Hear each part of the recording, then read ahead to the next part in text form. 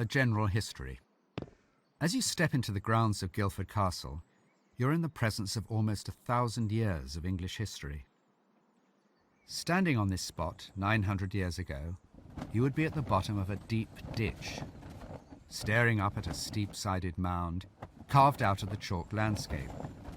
Atop this mound, or motte, would have been an imposing wooden tower surrounded by a sturdy wooden palisade. Behind you and to the left was an open area called a bailey, surrounded by a bank and ditch and another palisade, with various timber buildings, houses, workshops, stables and stores. This is a classic motte and bailey castle, introduced as a pivotal point in English history, the Norman invasion, where William, then Duke of Normandy, defeated the Anglo-Saxon King Harold following the 9-hour Battle of Hastings.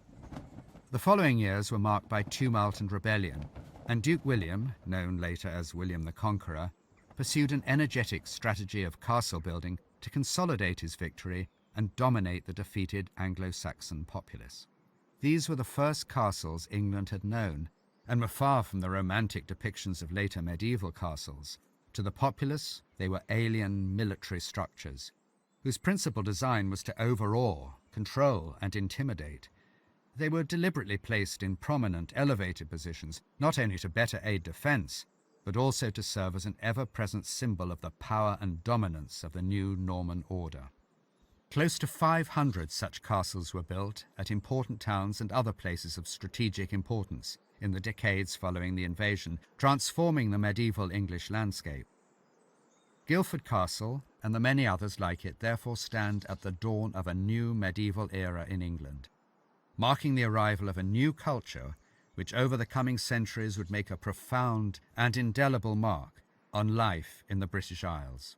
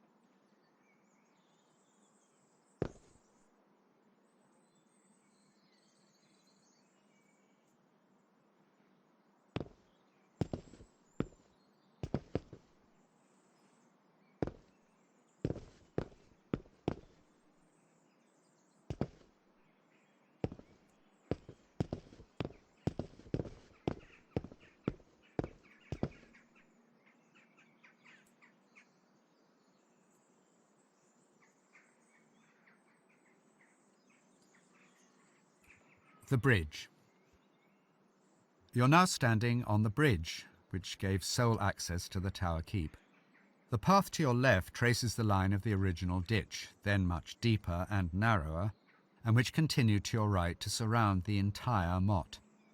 The outer entrance to the castle is behind you, just beyond where the upper garden gate stands today. Up ahead, at the bottom of the steep path at the base of the keep, there would have been a stone gatehouse guarding access to the inner area. To the would-be attacker, these defences would strongly discourage direct assault. The new use of castles and the formidable static defensive positions they created altered the nature of medieval conflict, increasing the prevalence of siege warfare. The stone keep you see today was built in the 1140s during King Stephen's reign, amidst the bloody period of civil war and general civil disorder referred to as the Anarchy. Like many conflicts of the time, this was sparked by a succession crisis, ultimately leading to the invasion by his cousin Matilda, who claimed the disputed English throne. Matilda's forces were strong in the southwest of England, Stephen's in London and the southeast. The High Street of Guildford was the main road from London to the south coast and the west, making Guildford Castle of potential strategic importance in the conflict.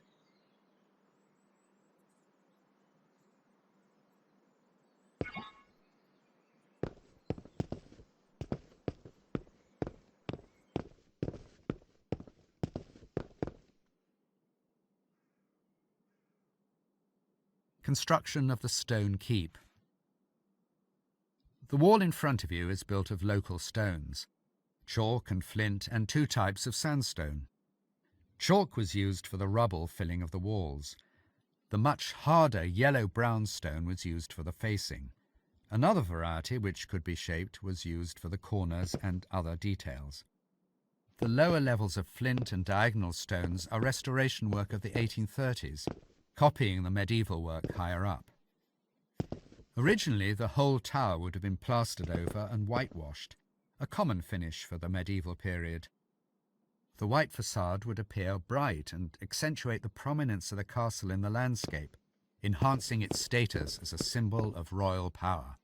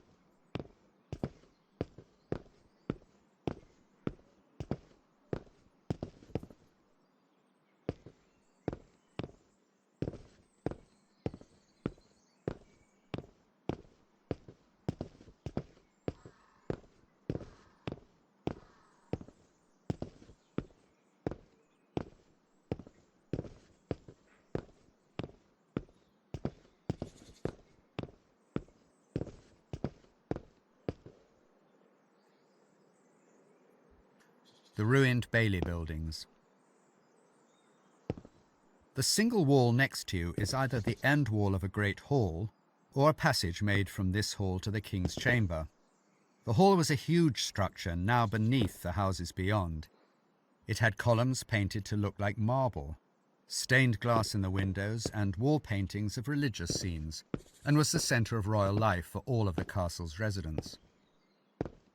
If you now turn to view the tower keep high on the motte, you will have a better view of the remains of the shell keep. It had several square turrets projecting from it, including where the small fragment on the left stands now, and the prominent piece of the larger right wall which is closest to you. This shell keep was faced with chalk blocks which have been robbed out, i.e. stolen to use elsewhere. The paths round the motte were made in the 18th century, when the motte was part of the garden of a nearby house.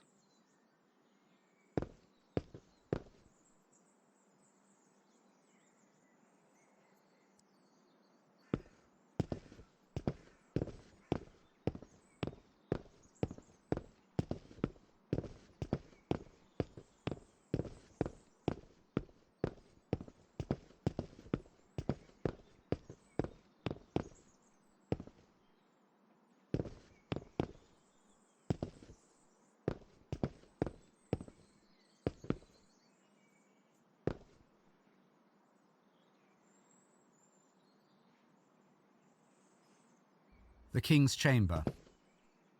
The walls in front of you are the King's Chambers built by Henry II in the 1160s as part of an expansion of the castle site. They were larger and more modern than the keep. There were at least 3 rooms and a chapel on 2 floors, and a garden which had a cloister around it with marble columns. You may not realize it, but you're actually standing inside the main room. You can see this by looking at the window in front. It widens on this side of the wall to increase the amount of light entering the space. This room would likely have been vaulted and lavishly decorated, with another floor above. This marked the beginning of a major expansion of the castle site and evolution from its original defensive purpose to its 13th century development into one of England's finest regional palaces during the reign of Henry III. This complex ultimately contained a great hall, separate chambers for the Queen and wider royal family, as well as many auxiliary buildings such as stables, knights' quarters, and an almonry for the poor. The castle had been abandoned by 1379 because kings no longer needed many castles. Some of the stone and lead was used to repair other castles, and local people helped themselves to stone. There's very little left of the once splendid buildings in the Bailey. By the time it fell into disrepair in the mid-14th century, Guildford Castle had seen 11 kings come and go, from William the Conqueror to Edward III.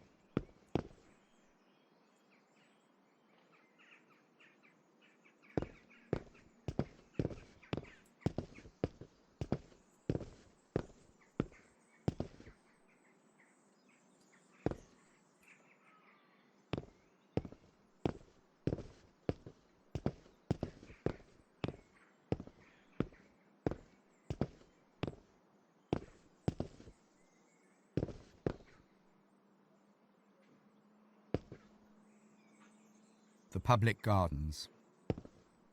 By 1540, the Tower Keep had stopped functioning as the county jail, and the Bailey buildings had long since fallen into ruin. The castle and grounds were rented by John Daybourne, an affluent Guildford woolen merchant, for use as private pleasure grounds, and stayed in private hands for over the next 3 centuries, though never amounted to much more than a picturesque ruin in the English landscape, as we can see from many 18th and 19th century paintings.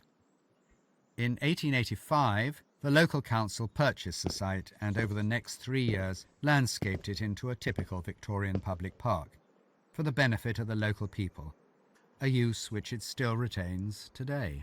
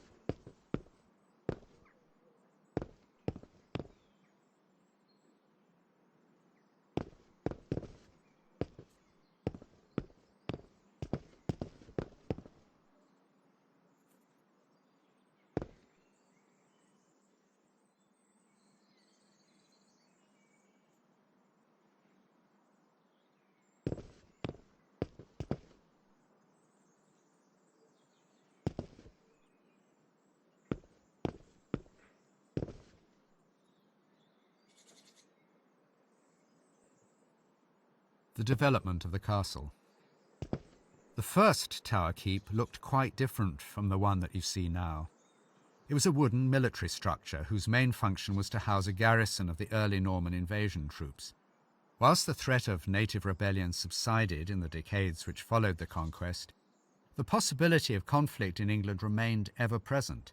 The tower keep was rebuilt in stone in the 1140s, probably as a strategic position for King Stephen during the civil war with his cousin Matilda.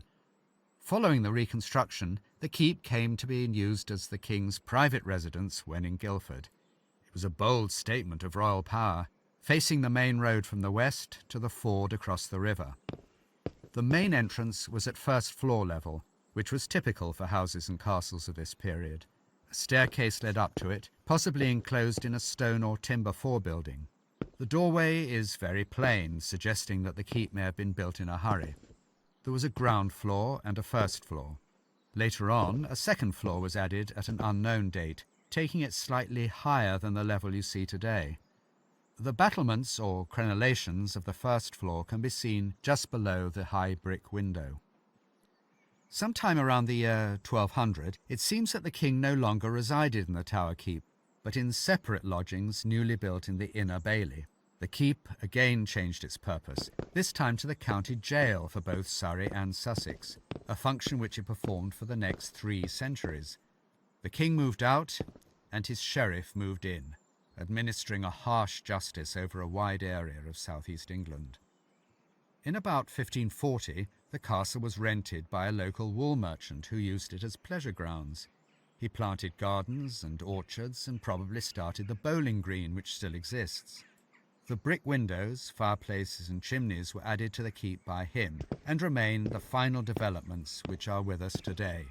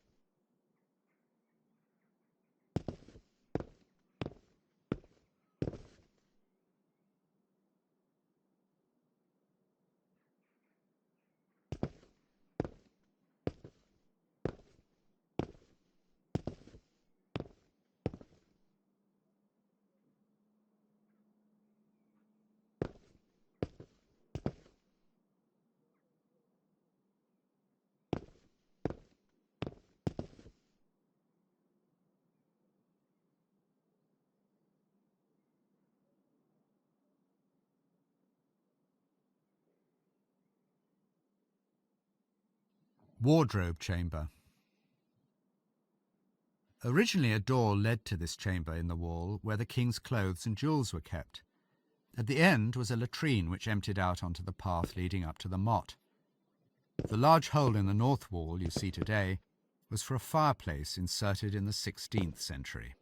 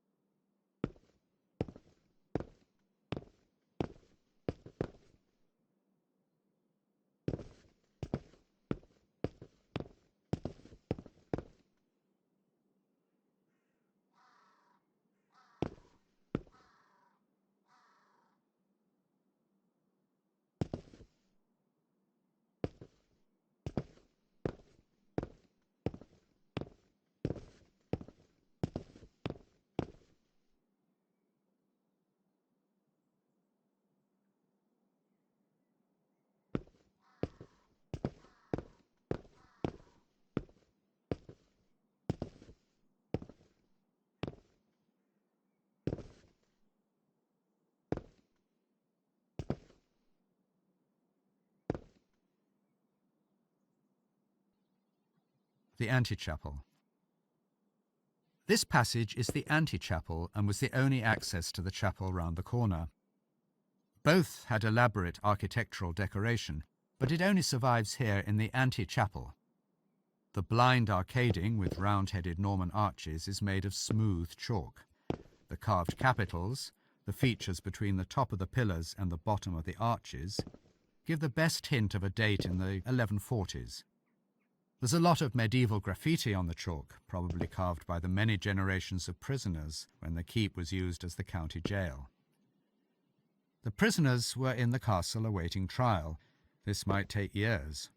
Most were accused of murder, some of burglary or trespassing in the royal forest, and 2 women of counterfeiting coins. Occasionally some of the luckier prisoners escaped because of the poor condition of the building.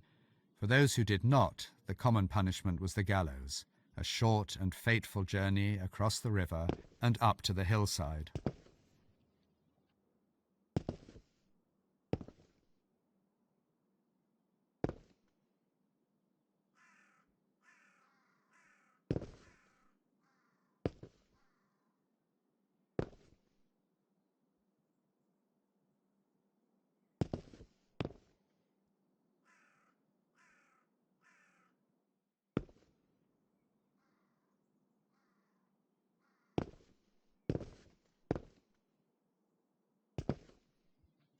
Medieval graffiti. The graffiti on the wall in front of you spans many centuries and is composed both of the sacred and the mundane. We can see a number of main medieval atropaic motifs, commonly known as ritual protection marks, supposed to convey protection on the creator. Compass-drawn designs such as daisy wheels were particularly common in the medieval period. It has been suggested that they're based on the ancient idea that endless lines conferred protection from evil spirits, who would be attracted to the lines and follow them to their ends, thus becoming trapped in an infinite loop. Other examples are the VV sign, symbol of the Virgin Mary, and carvings of saints, thus becoming trapped in an infinite loop. Other examples are the VV sign, symbol of the Virgin Mary, and carvings of saints. It was thought to be lucky to see a picture of St. Christopher each day, a figure of whom can be seen in the right corner carrying the Christ child. As well as these religious and spiritual symbols, presumably carved by the more desperate prisoners, there are also doodles perhaps evidencing the boredom of jail existence. A carving of Guildford Castle itself can be seen.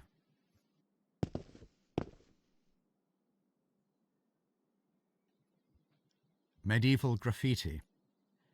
The graffiti on the wall in front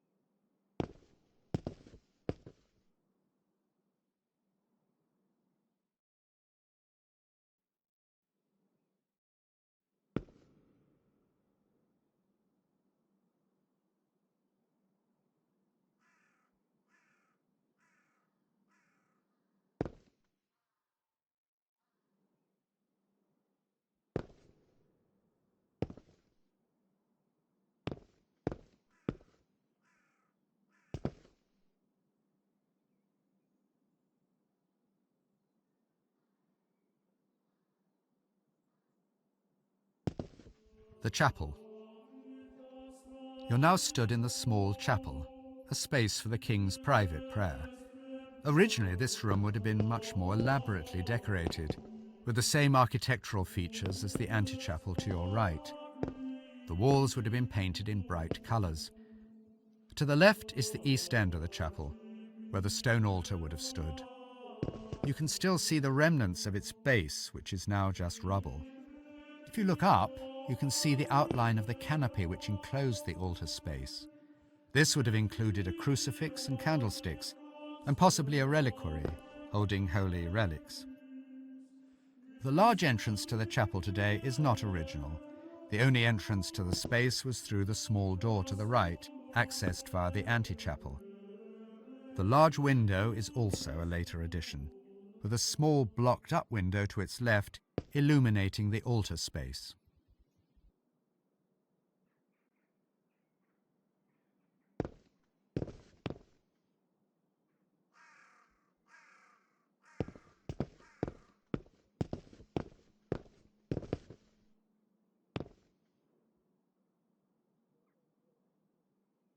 The main chamber.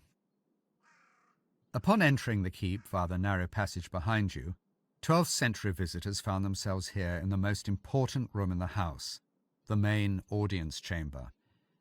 Don't be deceived by the lack of decoration. This was the king's private apartment, and it would have been luxurious by the standards of the time.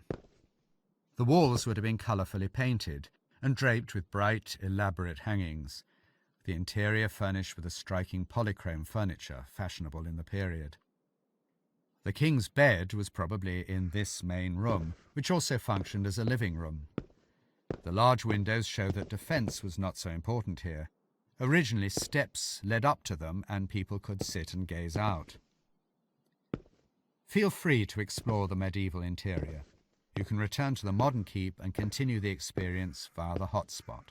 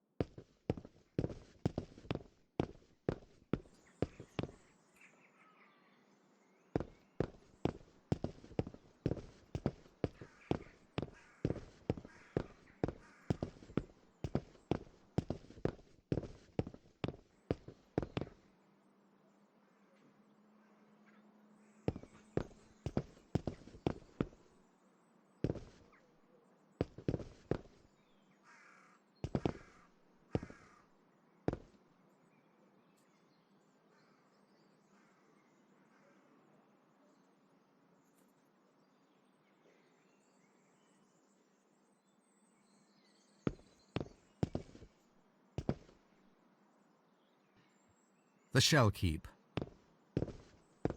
This chalk wall is part of a wall called a shell keep, which surrounded the motte.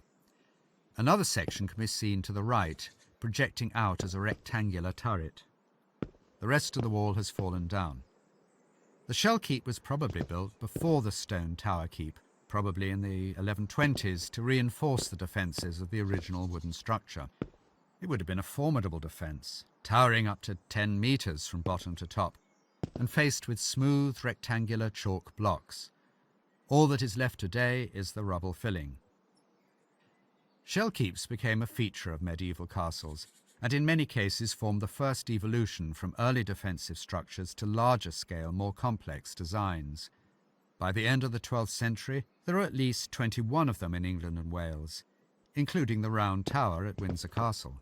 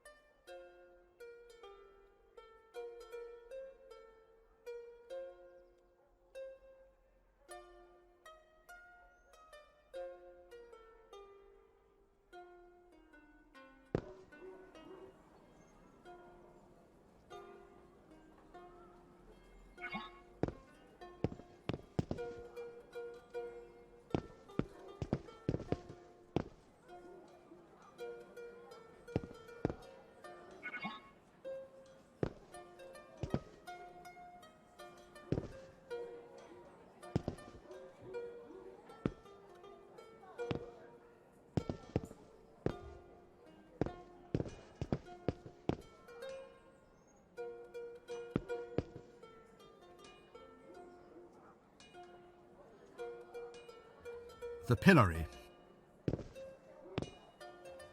The pillory was a routine medieval method of punishment for minor offences, such as drunkenness, disorderly conduct, fraudulent trading, and other petty infringements of the common law.